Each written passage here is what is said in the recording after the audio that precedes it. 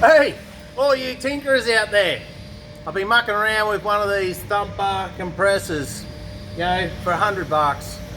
They're not a bad thing, but they've got a few things that aren't real great with them, so I grabbed one. And what I did is I modified the airline component to it so I can use standard fittings, you know. I put a pressure switch in it, I changed all my plumbing here. And for the used people that are out there that have got these things, you'll fully understand you can't just clip in an air fitting on yours like that. And it annoys the shit out of me. So I tinkered and I got it changed. So anyway, what I was going to do, also got a tyre deflator. I'm going to deflate a tyre. I'm going to check the current of that compressor. You know, I always cut the leads short because they do draw a fair bit of current. But as a compressor, they're not a bad thing. Just a few things you got to do to them. So anyway, I'm going to let this tyre down. I find these style of deflators the quickest deflator. You can buy them from ARB, you can buy them from Super Centre, you can buy them in a lot of places. They all generally work the same. Anyway, let's get cracking. So I'm going to pop this one down, probably only about another 20 PSI. I'm going to run that compressor just to make sure that my circuit breaker on the compressor is good enough for what the pump's drawing.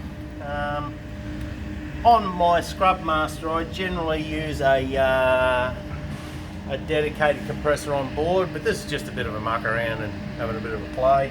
Anyway, watch your ears.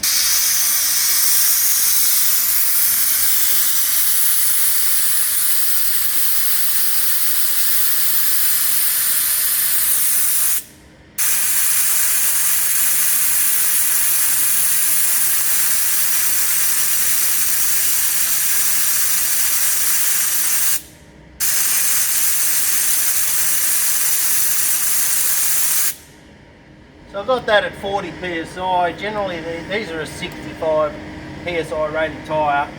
I had a little higher than that, just playing with the compressor there. Generally I'll run about 40 PSI in a rear tyre at this weight. But it's all depending on the terrain too. So this is plugged in. I've got an Anderson plug in the back. I've got my setup that I've been mucking around with. I've got my clip on, so it's pretty simple.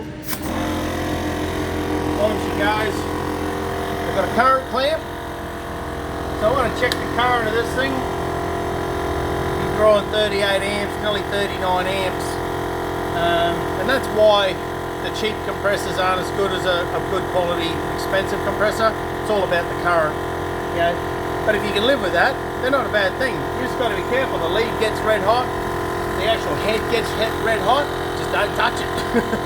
You'll be right. But for $100, if you're on a hard budget, you know, and you can modify your stuff yourself, you'll actually get a compressor that'll do the job. So we'll just let that come up. They're not as fast as your, you know, your name brand stuff, but you know, they still do the job. You just got to do those few things. Alright, thanks for watching.